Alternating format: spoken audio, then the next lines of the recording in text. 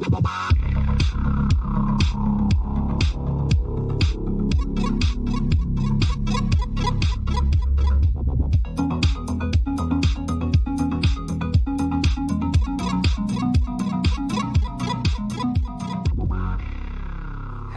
and welcome to the Unlucky Frog Gaming Podcast. You are joined by your usual hosts here. We've got Tom Mannering. Hello. And myself, Josh Hartley. Tom, how are we doing this week? I'm doing very well, thank you, Josh. How are you? Yes, grand. I can hear him typing away. I don't know if he's pulling up a web page. I wasn't. I was moving my microphone, and as I moved my microphone, the cable landed on my keyboard. So I was moving it off my keyboard. And now I've spoiled that all. You have. You've spoiled the mystique. You'd have got away with it if it weren't for this meddling podcast host. What's worse is I'd actually muted myself, but you asked me a question, so I had to unmute myself. Excellent. So what have you been up to this week? So I have been this week. I have been mostly working. To be honest, I've had two games though. I played a Pathfinder game last night. So we're playing. Colin is running a. It's now getting into kind of the higher levels of Pathfinder. I think we're level like 12. Okay. The numbers are getting big. The numbers are getting big. Yeah. The last game we played, I got immediately stun locked and spent the entire game doing nothing because I was stunned. Great. Love that. Last night was a lot of talking mainly. So there was a little bit of combat. In fact, there was a combat where I'm playing a summoner character, but not the summoner class, which is a bad move on my part because the summoner class is much better at summoning. Right. But I made the decision to play a sorcerer who can summon, and it's very slow. It takes you start on one turn and it doesn't complete until the start of your next turn. Okay. So we got into a fight last night. I started summoning something, and by the time it appeared, the enemy was dead. So great, that was good stuff. I'd love the point of view of the creature that you'd summoned as well. As I don't know what it was. What was it you were summoning? I summoned angels. It's this grand angel comes down. Fear not, mere mortals, for I am here to... Oh, it's dead. Pretty much. That's exactly what happened. Well, this is awkward now. Do you need help with the cleanup, perhaps? I'm here. Yes. And then on Tuesday, I ran Call of Cthulhu. How is that going? Tuesday night group. So the group that you were part of is no longer there. So we're now playing Pulp Cthulhu. We're playing an actual module called The Two-Headed Serpent. Yes. Which is a Pulp Cthulhu module. Really interesting. We're only a couple of sessions into it. I don't want to say... Is this the one that's in... Is it set in... or a lot of it anyway, is it set in the Amazon? Part of it is set in those kinds of areas. Yeah, South America, yeah. Yeah. Cool. But I don't want to say too much just in case anyone else is playing it or wants to play it. But at the moment they're in the jungles of Bolivia. They're doing some kind of classic exploring there. They found this site.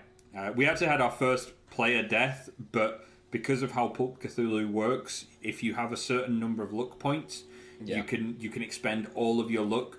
So you have to have 30 basic. You expend all your luck and you survive. So you get that kind of horror thing, in a horror film where it looks like someone's dead and then they reappear in the next scene. Yes. And they've actually survived somehow. Well, we basically got that. That's where cool. Ryan's character basically fell into a black hole, just like this bottomless pit kind of thing. And then they finally get to the bottom of the pit, and he kind of scrambles over, having survived the fall with just a couple of broken ribs, despite how far it was. So that was nice. That was really good. I really enjoyed that session. And we're kind of getting to the end of the first chapter of that, so that's going really well. I love Pulp Cthulhu. It's just, I love Call of Cthulhu. Pulp Cthulhu just gives it a little bit more punchiness, quite literally, and it's got just a bit more, it's just a bit more fun. You can fight and you might survive. Yeah, you're probably still going to die or go insane. Yes. But you'll go out with a bang. Yes.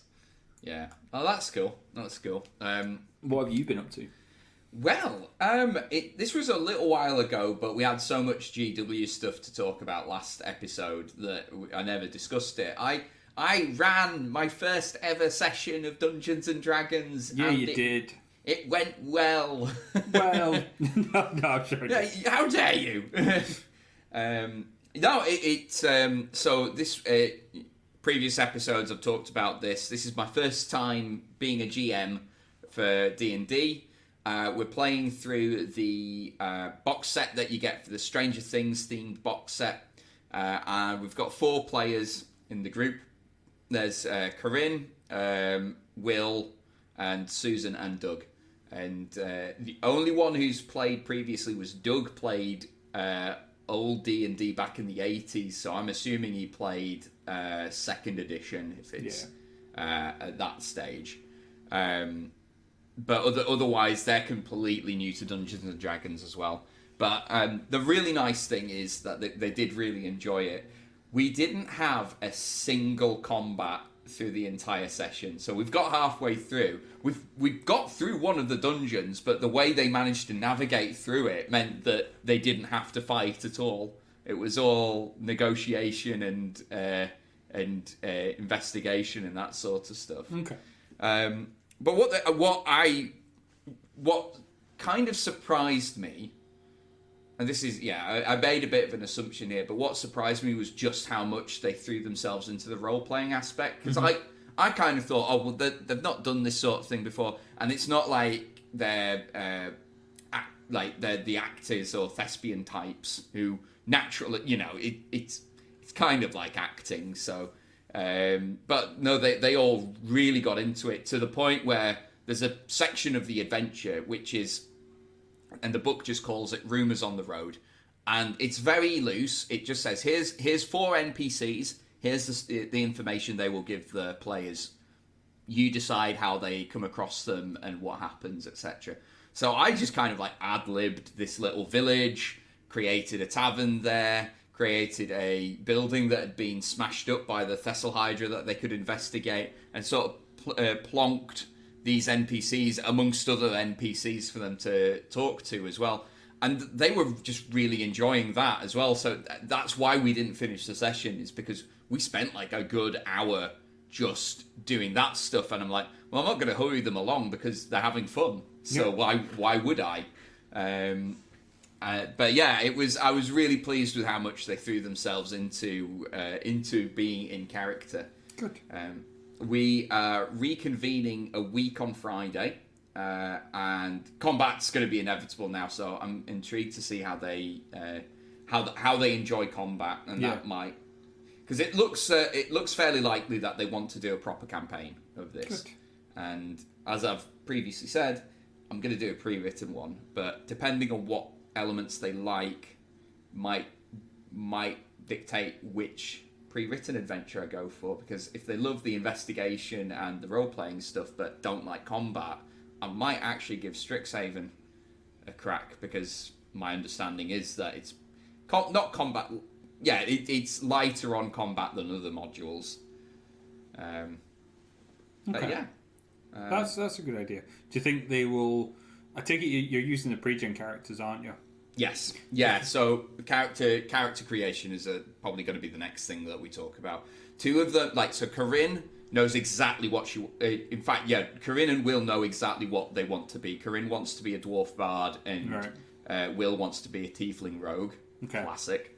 I think Susan and Doug are a bit more yet to make their minds up on what exactly they want to play. Mm-hmm. But so character creation is going to be the next. I think it was good using pre-gen characters, because character creation is, and I enjoy it, but it is it's laborious in so much that it takes a lot of effort, like mental effort, time to do it, particularly if you've never done it before as well. And it would be rubbish if they went through all of that hassle just to go, oh, actually, I don't like this game. I think the other thing as well is character creation is... I quite enjoy character creation, I like watching people make characters like for games that I'm running, and I enjoy making characters myself. I'm not one of these people that makes characters like on the side. There are like people that just recreationally make characters. I don't do that. Like there needs to be a purpose to it that I will go and make characters in the game. Talking about you, Barry, if you're listening, Barry, with your multitude of characters. But I think we love you, Barry. when you first come to a game, whether it's D&D or it's any other kind of RPG or similar, sometimes, and even computer games as well, I found this with, when you don't have the context of how that character is going to exist in the world, the character creation is problematic because you're like, well, what are the things I'm actually... Because, okay, you look at it and, okay, you've got persuasion and you've got, sleight of hand or thievery or things like that. And you're like, that's great, but how is that actually going to interact with the world? And, what's... I mean, it's like the classic one that comes up all the time in Pathfinder is like 90% of players take perception because it's just such a relevant skill because it comes up all the time. But it is still relevant in D&D 5th, albeit there's different things you can do now rather than perception. Like it's not as relevant, but it is still, it's still a very good skill to have. Whereas, like, when you've played the game, you know a little bit more. Like, oh, okay, well, this skill's going to be relevant. If I'm making a rogue, I definitely want stealth, and that seems like an obvious one. But you'd be surprised, like, the amount of people who, without context, just won't really think about it. Yeah. So that's good that you've had the game with them. It actually reminded me. I had one other game as well that I ran on Sunday because I'm still running Call of the Netherdeep, the Critical Role 5th edition module. How is that going? That's going well. We finished the 3rd chapter now. It levels fast, like really fast. Like so, it's milestone leveling. And I prefer that. I've decided like XP points are XP points, experience points. You know what I mean. Experience points to me seem a bit redundant now.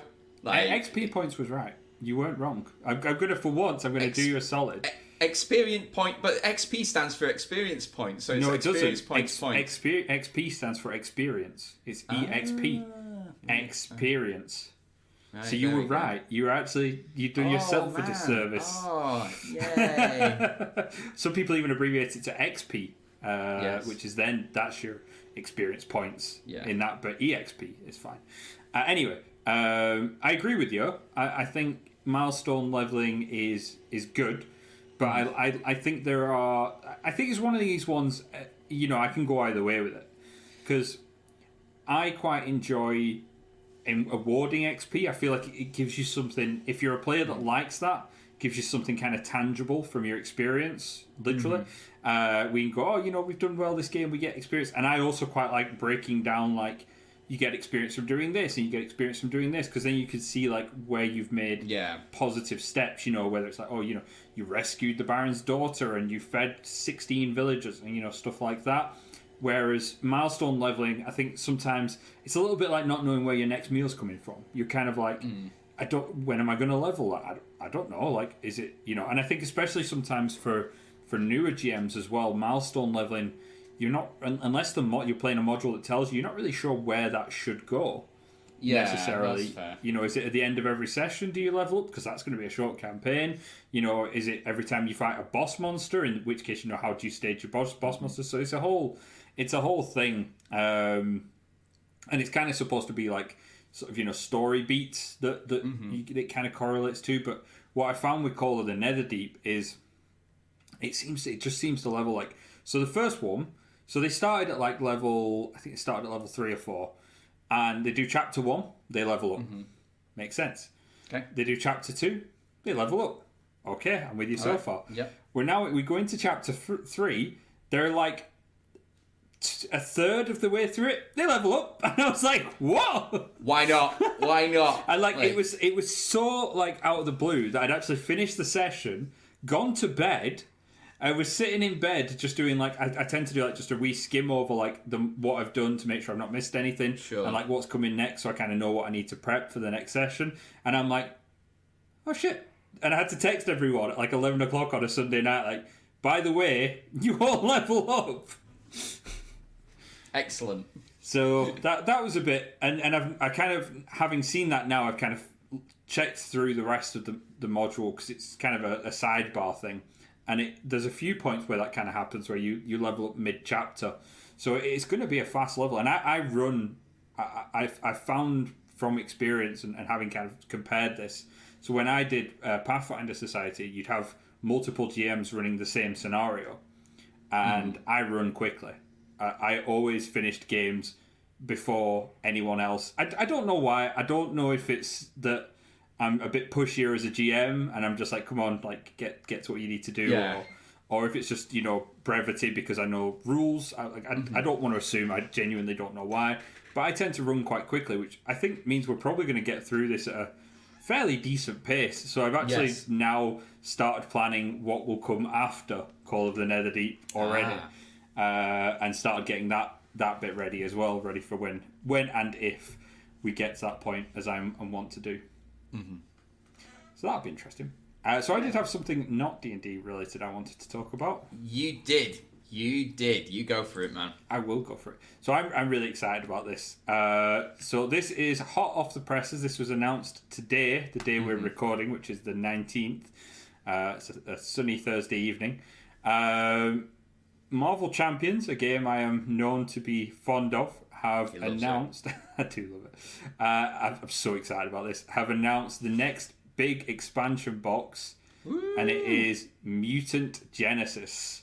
Oh, X-Men stuff. Yep. So this is... So up to now, Marvel Champions has been... We've had the Avengers, we've had Guardians of the Galaxy, we've had a few of the Champions who are a very sort of B-list team, and we've had the Spider Friends or the Web Warriors, whatever you want to call them.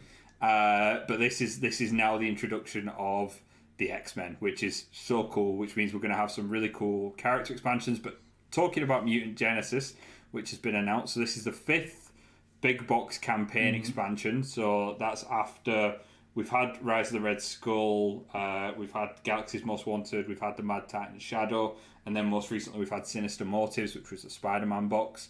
So this one is facing off against X-Men, the X-Men's classic foes. Enemies in this box set include Sabretooth, the Sentinels, and the Master of Magnetism himself, Magneto.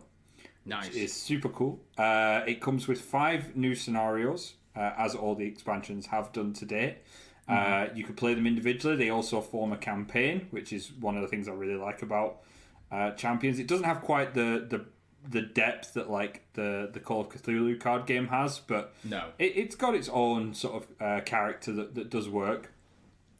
So the first one, so how Champions works is you've got kind of like every enemy has their own sort of scheme, if you will, their own plot that they're trying to enact. So you've got Sabretooth is trying to assassinate Senator Robert Kelly, who, if you've seen the original X-Men film, where we first saw Hugh Jackman as Wolverine, was one of the characters in that. We've got subsequent scenarios that include the introduction of the Sentinels, which I love the Sentinels, and they're like properly depicted in like their big purple robot suits, like the original excellent 97 X-Men cartoons. What else have we got? We've got Master Mold, who's like the leader of the Sentinels, for anyone who knows. We've got the Brotherhood of Mutants are included as like a set of enemies you can fight, and you can add them into other games as well, which is really cool. And then of course we've got Magneto himself, who looks like he'll be a beast, no doubt. And then, as with all the campaign boxes, we've got 2 heroes as well that are included.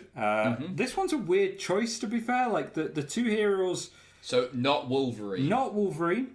So right. I'm gonna throw this out to you. How well do you know your X-Men?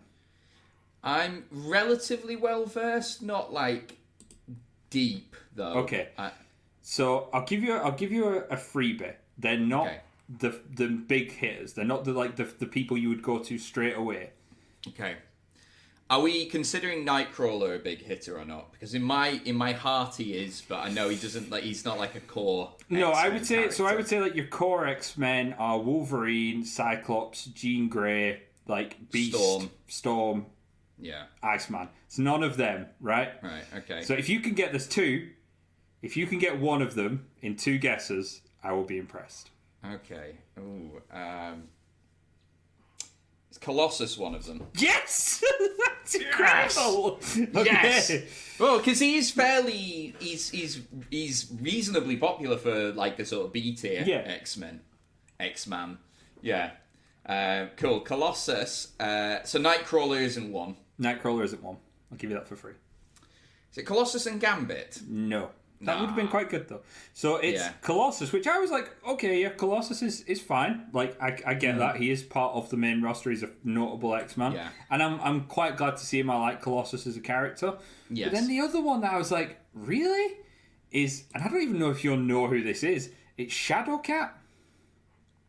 Oh, yeah, because she is in some of the movies, isn't she? She's the one who can move through walls. Played by Elliot Page. Yes. So, they've got Kitty Pryde, Shadowcat as the other one, which I was like, that's a weird choice. Now, interesting, Wolverine is in the set, but he's in it as like an ally. So what we tend to find is like they'll put in certain characters as allies and then later on bring them out as like main characters as well. I see what they're doing here.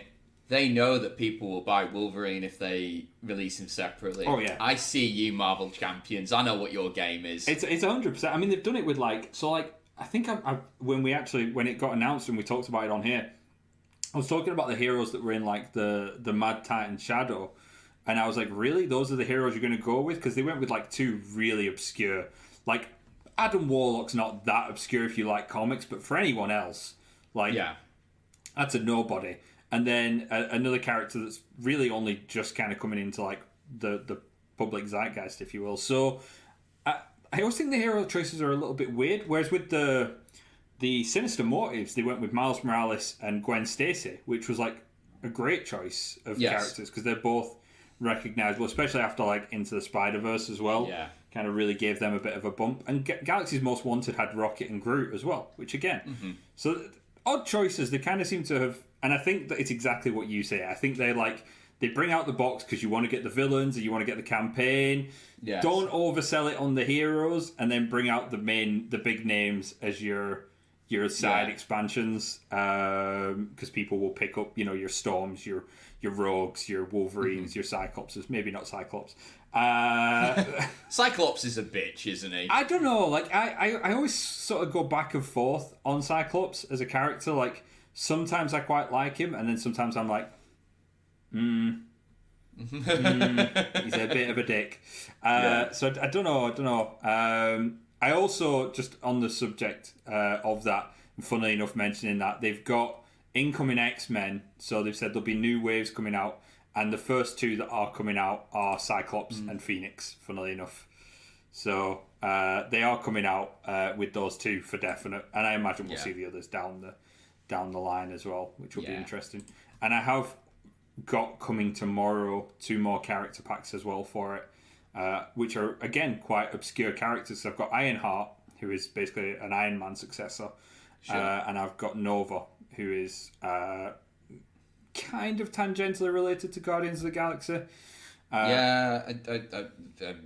Vague knowledge. I think I've heard the name. Yeah, he appears in like a Spider-Man cartoon as well as one of like Spider-Man's buddies. So that would be fun. So more stuff for me to sleeve up this weekend after my gardening. So yeah, that's fun. What else were we going to talk about? Oh, we were going to talk about our planning. Crossover. Yeah, planning the crossover. So long-time listeners will recall that in the before time, we used to once a year. 2 of Tom's games that he runs would get together for a long weekend and have a crossover session. It's like 2 TV series doing some crossover episodes, basically. Yep. And we haven't done it since 2019, but we're gonna do it again. So we're considering what we're dealing with the logistics of making that happen, and considering what the plot is going to be. So Tom.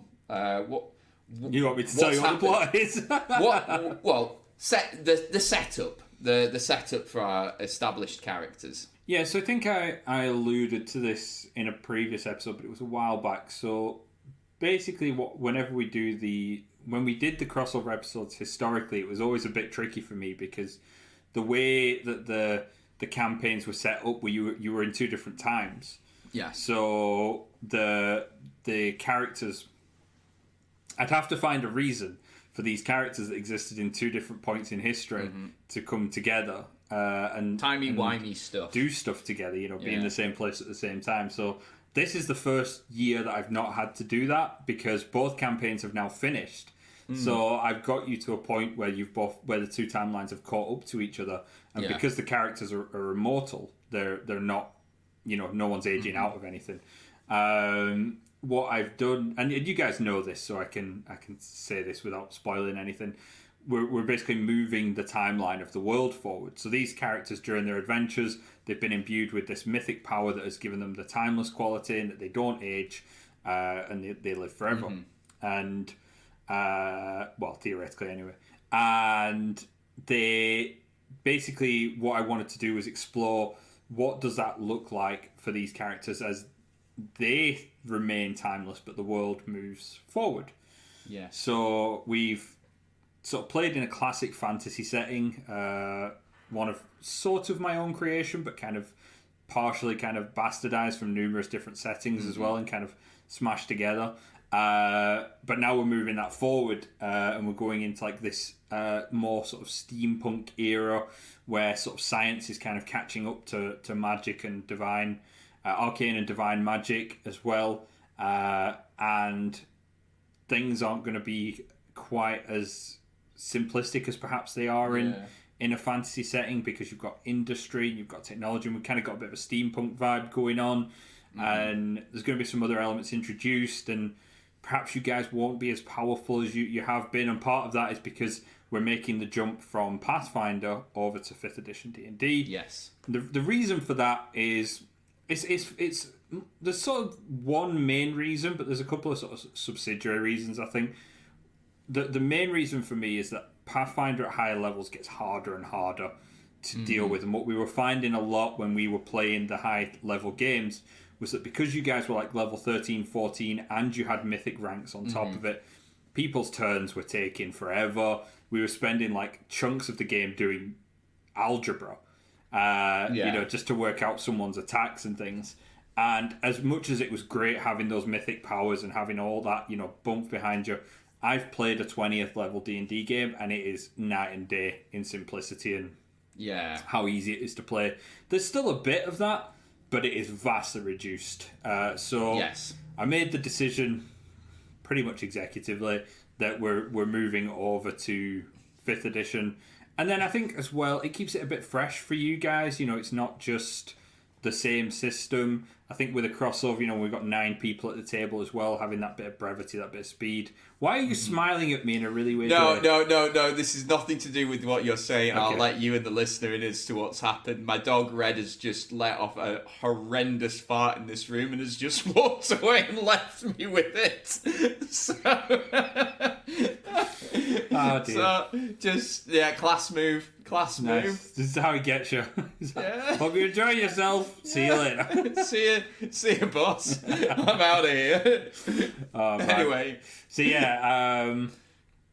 So that's kind of one of the main reasons, and we're going to kind of explore because it's going to change some of the characters fundamentally, because they won't move over sort of piece for piece, because the class might not quite exist.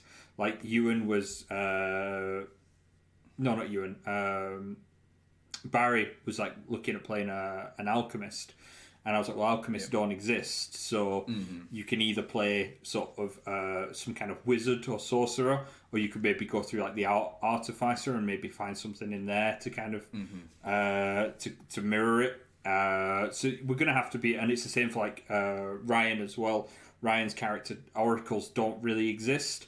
Yeah. So we're going to need to find ways for certain characters to kind of transition over. Like for yourself, you're a barbarian. I assume you're going to go into barbarian. Going to go into barbarian. So that works quite nicely for you. Same for like Scott, he's cleric. I'm guessing he'll go into cleric. Claire, same again. And the druids, same again. But yeah, for some of you, it's going to be a bit trickier. So we're now in kind of the logistics stage where not only are we planning like venue and dates and things, but also there's the process of sitting down with everybody individually and working on what does your character look like. Not just what does your character look like statistically, but what do they look like now that hundreds of years have passed? You know, how does your character fit into this changing world? And, you know, how is your experience, not just as like all the heroism you've been involved in your time, but all the loss you've seen? Because you've got to bear in mind that you're going to have seen people that generations live and die. You know, even your older species, like your elves, you're probably going to have seen a generation of those rotate round in the time scale. I mean, it's interesting. So my character Lokag, the barbarian, Goliath barbarian, is already somewhat used to that because he was 500 years old-ish when we were playing the campaign. So he'd been timeless for a while, and he had a connection with Joramai, the god of volcanoes. So we haven't had this conversation yet. So I'm just gonna sort of brain dump my initial thoughts and initial questions, and we can see what happens. So he is basically almost like a demigod, like ruler of this tribe of Goliaths in the what was the region that the Horned Reaches. Yeah, a mountainous region basically to the south of this world. I don't know what has happened to their society. I don't know if you've made any decisions on that. Certainly Lokag will be focusing on guiding his people through this change. He's probably... The thing he'll probably be struggling with is technology. And because he's not stupid, but he's definitely not the... He's a barbarian. He's not meant to be terribly intelligent. Yeah. So... and also, the other question I've got is what is happening with his god? As we move into an age of technology, are people abandoning their gods, and does that make them inherently weaker? And what does that mean for his relationship with Joramai? So this is one of the things I'm going to actually be talking with the group about. But like, it is going to be, you know, as much as I'm not taking anything away. You know, the gods will still be there, magic will still be there, you know, that will work in concert with technology, and you know, all three of them will in some way inform the other. But yeah, I mean, I think certainly, you know, much like in modern day society, there's that move away from religion for you know, cultures that were historically very religious. So I think... I haven't finalised details for your specific area, but you're in a very inhospitable mountainous range. That's not going to have been immediately impacted by technology, but it will have seen knock-on effects. You know, there's probably been like roads worked through it now, and you'll have sort of, you know, fundamentally like cars, although they won't be cars, but you know, a variant of cars, potentially driving through your home. You know, and coming through your home, or these steampunk, you know, personnel carriers. I kind of imagine in my head the sort of the Goliath tribes that Lokag has been leading. I can imagine them being somewhat like the Native Americans clashing with white settlers over in the Americas. You know, like the natives not having the tech and being more in touch with, you know, nature and the natural world than the white settlers were. I could obviously we're going to have a big conversation about this as to exactly how that has been playing out prior to us starting the game. But that's kind of in my head what I thought would probably be the thing that happens, right? Like, yeah, exactly, and that's the kind of thing, because you know the party has druids in it as well, so this is going to be a massive encroachment on elements of nature. Your group, you know, the group that you were part of as a whole, had a deal with basically the forces of nature that you would maintain a balance in Boskenland between the civilization that you were building up and the natural world that was already there. Is that still in place? You know, most of those people have passed on now, whether it's you know, through natural causes or during their adventuring careers. Do the remnants of the group strike to kind of uphold that agreement as kind of technology becomes more and more prevalent. And Boscaland maybe won't be as impacted by, a place that was already kind of booming with, growth and moving in that direction. But it's going to be there. It's not something you can avoid indefinitely. And the more time that passes, the more that becomes kind of prevalent, and the greater risk that things like the forests are going to be at when maybe the industry starts to consume the forests and things as well. Yeah. So, and the same with the mountains. There's mines there. It's potentially, like, I don't want to get too much of a real world analog, but is there oil there? Are there things that potentially could put you at home at risk? So it's going to be interesting. I don't want it to get too heavy. Like, I don't want to get it. It's like this whole thing, but at the same time, I don't want to dismiss that's going to have been part of the industrial revolution, for want of a better term for it. So some fun conversations. Yes. And I am looking. We're planning on having this in September, and I'm looking forward to it. Not just for the gaming, but just for hanging out and spending time with people. Because there's a lot of the guys I haven't seen face to face since the pandemic. Yeah. So it'll be same. good to hang out. Yeah. I mean, I think I've crossed paths with most people like at least once, even if just in passing. But even then, it's been very brief at best and sporadic when and as it has happened. So I'm looking forward to getting to see people again and having the group together, because we've only played online now for nearly 2 years. Over 2 years. Yeah, well, when the pandemic started is when we moved to online. Yeah, right? no, you're right. It is over 2 years, because I think we got our last session in like February 2020 in person, and then we moved online. So yeah, no, you're right. So yeah, I've not played a game in person for that long. Yeah. So it'd be interesting to see how that goes. It'll be fun. It'll be good. Rightio. Well, on that note, I think that's all we've got time for. So, guys, as always, thank you very much for listening. And until next time, take care. Bye. Bye.